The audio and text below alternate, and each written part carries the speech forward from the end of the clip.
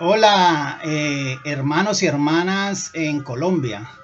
Me dispongo a hacer este video para que miremos a la luz de la palabra de Dios si es justo que nosotros como cristianos descalifiquemos un candidato presidencial por ateo. Entonces lo vamos a mirar a la luz de la palabra de Dios. Y para eso quiero que tengamos en cuenta Apocalipsis 3, 15 y 16.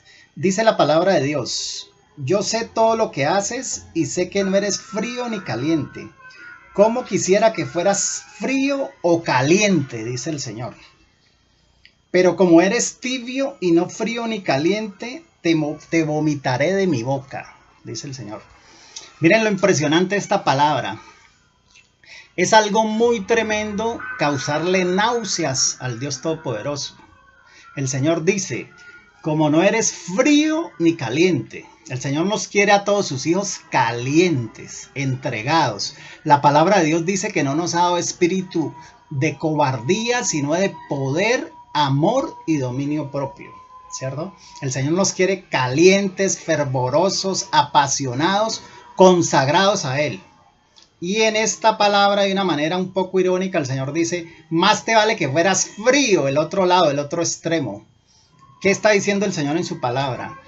Dentro de los fríos están los ateos, digámoslo como la máxima expresión de ellos, lo más radical, o lo que muchos cristianos entienden como lo peor, lo deplorable, lo condenable para nosotros, el que se dice ateo. Pero hoy sabemos, a través de la evolución del pensamiento del mismo hombre, que los ateos son personas de cierta manera hasta con poco entendimiento, porque si ellos están negando un Dios que no existe, están desarrollando una labor imposible, ¿no? Entonces el Señor dice: más te vale que seas frío, el extremo, ¿no? Más te vale que fueras ateo, podemos decirlo de esa manera, y no tibio. Entonces tenemos que entender quiénes son los tibios, porque a los tibios los vomitaré de mi boca, dice el Señor. Dentro de ese rango podemos entender como tibios los religiosos. Cuando el Señor Jesús estuvo caminando en esta tierra, despreció mucho a los religiosos, a los fariseos, saduceos, escribas. ¿Por qué? Por hipócritas. Por eso se decían hijos de Abraham, pero no hacían las obras de Abraham. Entonces Jesús les dijo en un momento: ustedes no son hijos de su padre Abraham, sino hijos de su padre el diablo. Porque si conocieran a Abraham, me conocerían a mí, dice el Señor. Entonces el Señor es más radical con los tibios. Es más radical con los ignorantes, con los cobardes, los pusilánimes, que teniendo la palabra, teniendo en este mundo de tanto desarrollo tecnológico, las formas de estructurarse, las formas de profundizar en la verdad de Dios, se quedan paralizados, siguen hombres, no son como los cristianos de Berea, que dice la palabra que eran más nobles, porque escudriñaban las escrituras. Y eso que tenían al mejor predicador, al predicador estrella, el apóstol Pablo, que no es comparable con ninguno de los de hoy. Y el mismo Pablo decía: eran más nobles, ¿por qué? Porque escudriñaban las escrituras a ver si lo que se les enseñaba era cierto. Pero hoy no, la gente está adoctrinada, han entrado en un borreguismo impresionante y consumen todo lo que les digan. Entonces, hoy en día tenemos una iglesia que se ha vuelto más política que otra cosa, y que se ha unido a todos estos perversos políticos, no solamente de Colombia, sino del mundo entero. Y ellos saben que con una mentira que digan y la repitan muchas veces, se va volviendo una verdad, y más en esa persona que no se quiere formar, que no quiere profundizar en la verdad. Entonces se han dado la tarea de descalificar a mucha gente por muchas cosas. Aquí en Colombia están descalificando a Gustavo Petro porque le dicen ateo. Él ha dicho que no, tiene unas creencias que nosotros sabemos que no son válidas delante del Señor. Pero ni Petro, ni Álvaro Uribe, ni este señor Duque, que en estos momentos hizo un acto hasta más perverso, de posar como un cristiano converso ante un pastor que se llama John Milton Rodríguez, que es conocido como el pastor de los 11 penes. Hay un video en YouTube donde este tipo, de una manera perversa, le enseña desde el púlpito a sus seguidores, podemos decirle, que el hombre tiene 11 penes. Y ahí pueden ver cómo sueltan la carcajada, estallan en una hilaridad, porque no tienen discernimiento, no tienen entendimiento de la verdad de Dios. Y este señor hoy es senador y ha arrastrado gran parte del pueblo creyente a las manos de Álvaro Uribe, a los pies de Álvaro Uribe. Porque el verdadero candidato, todos lo sabemos, es Álvaro Uribe. Entonces, hermanos, yo los llamo a que ustedes hagan un alto en el camino, piensen, mediten en la palabra como lo manda el Señor. Y ninguno de estos tipos, ninguno de estos personajes es un verdadero creyente. Entonces todos están en igual de condiciones delante del Señor. Hasta peor este señor Iván Duque, que monta una farsa, monta una payasada de esas de ser converso en estos momentos solamente por acumular votos. Entonces los llamo a que reflexionemos. Por lo menos Petro se ha mantenido en sus ideas. Sabemos que no es un hombre creyente, pero Dios usó a Nabucodonosor, rey de Babilonia, que no era del pueblo de Dios, no era un judío. ¿Y lo usó para qué? Para disciplinar a su mismo pueblo. También usó a Ciro, rey de Persia, también con el mismo propósito. El Señor Dios Todopoderoso pone en sus criaturas, en los seres que ha creado, cosas especiales, así como algunos tienen potenciales, talentos para la ciencia. Hay otros que tienen cosas que no agradan a Dios, porque antes de conocer a Jesucristo todos estábamos perdidos, todos estábamos extraviados, ¿cierto? No hay uno solo que buscara a Dios, que hiciera lo justo, lo dice la palabra en Romanos 3.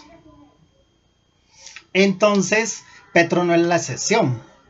Puede tener sus otras cosas, pero el tipo, este personaje, ha dado su vida desde que se reintegró hace 30 años atacando la corrupción como representante a la Cámara, como senador.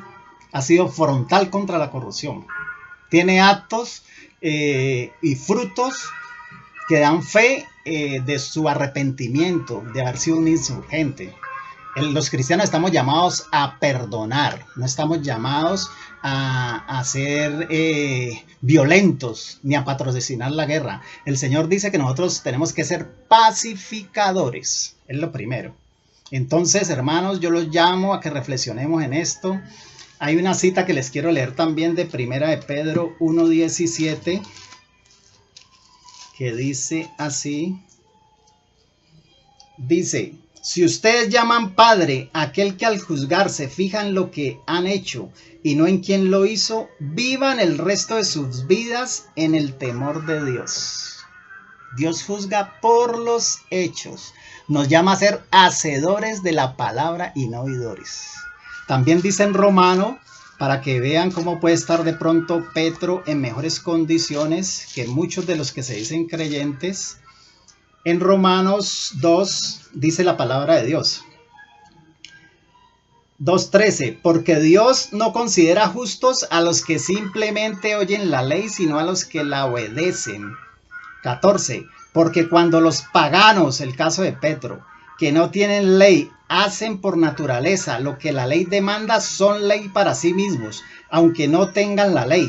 15, y de esta manera demuestran que llevan la ley escrita en su corazón, pues su propia conciencia da testimonio y sus propios razonamientos los acusarán o defenderán. Es un Dios que no hace acepción de personas, que juzga por lo que hacemos, no por quienes somos. La palabra de Dios nos manda que seamos sabios y no necios. Aquí en la Biblia hay todo un catálogo de vida. La palabra es luz, lámpara a nuestros pies, dice.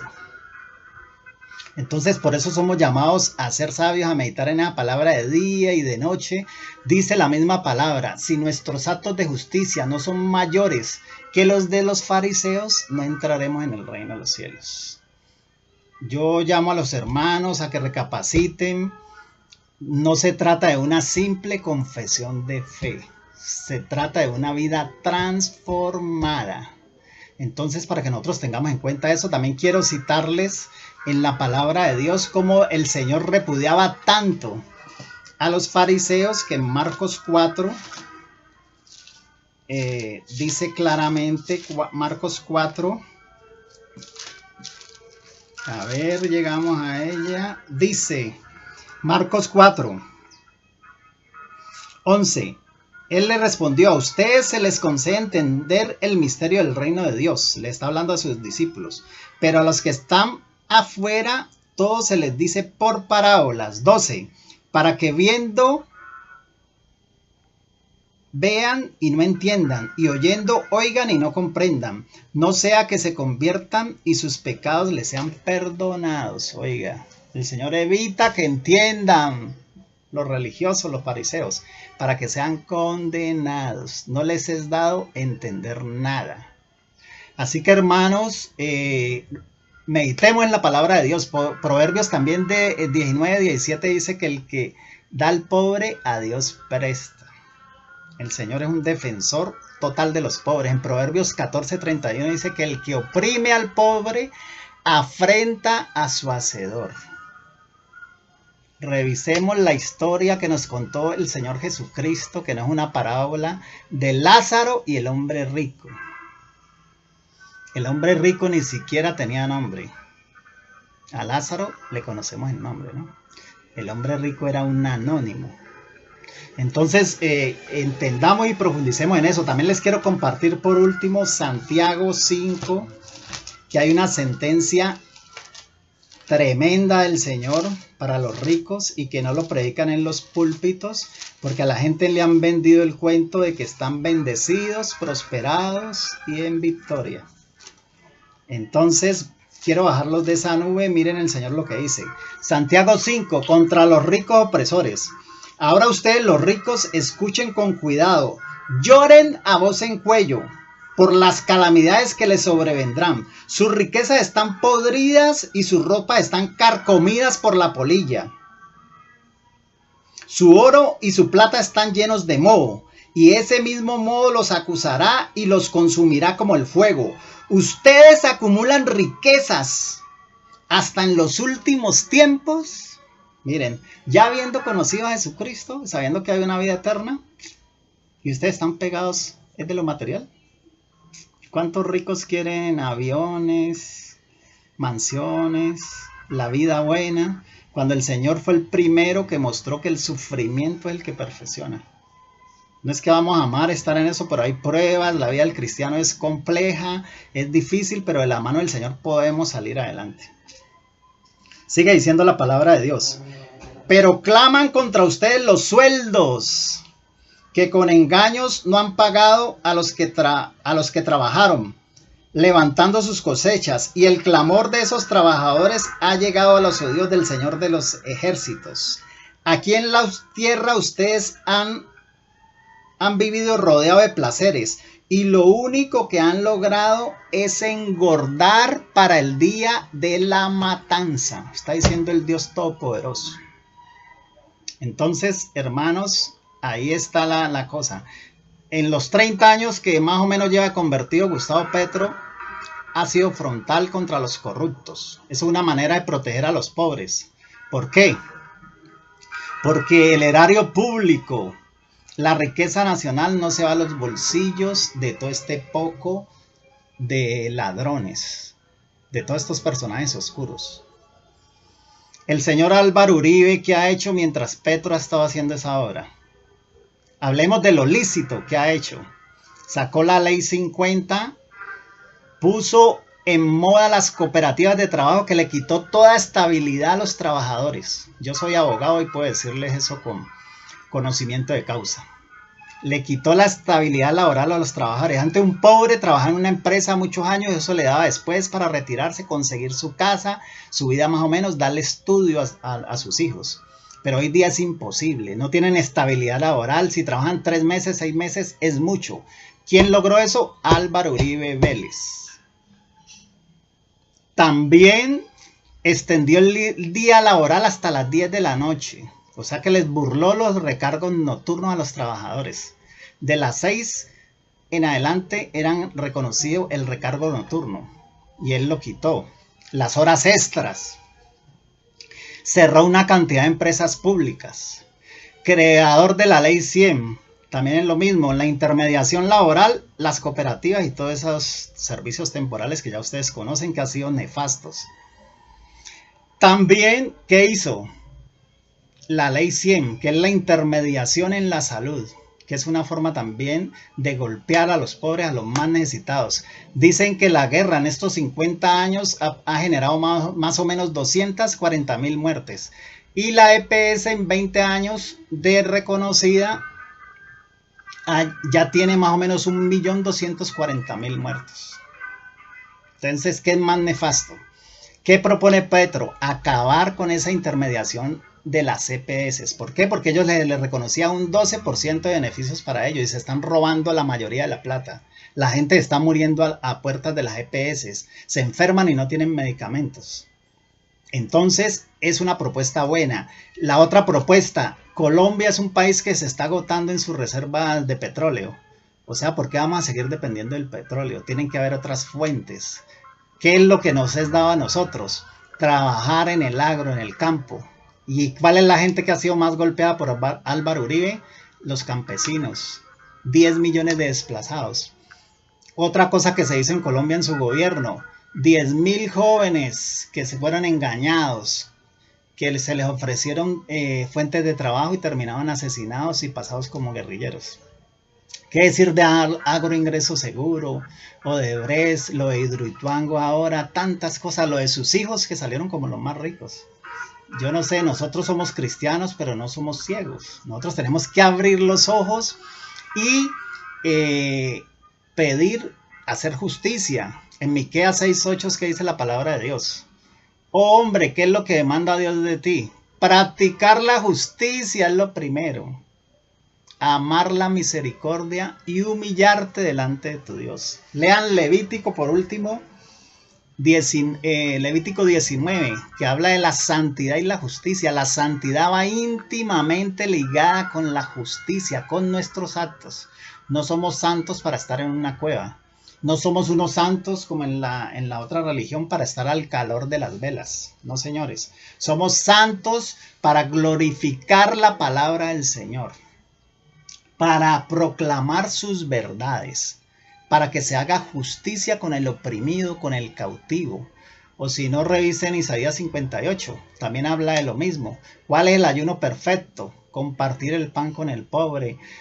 No burlar el salario de los jornaleros. De lo mismo está hablando la palabra de Dios.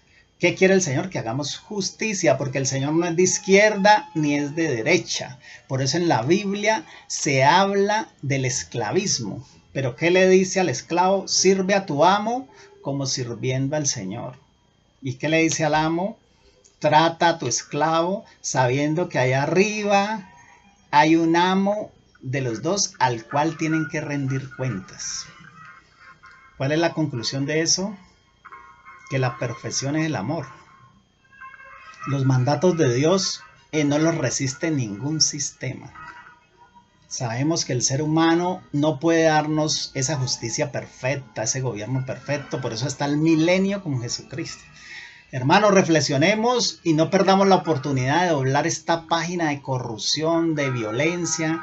Miren con quién está este señor Iván Duque, con todos los corruptos del país, los que le han traído todo ese mal, esa miseria, ese desangre, esa ruina. Es uno de los países más ignorantes del mundo, pero de los más alegres. Cosa rara, ¿no? Es el segundo país donde más se violan niños, más se maltratan, más se mueren de hambre. Es el tiempo de cambiar esa realidad. Tenemos la oportunidad que nos da la legalidad, que nos da el Estado, que nos posibilita el Señor en estos momentos donde no somos perseguidos, de ejercer el voto. Hagámoslo bien. Que Dios los bendiga en el nombre de Jesucristo.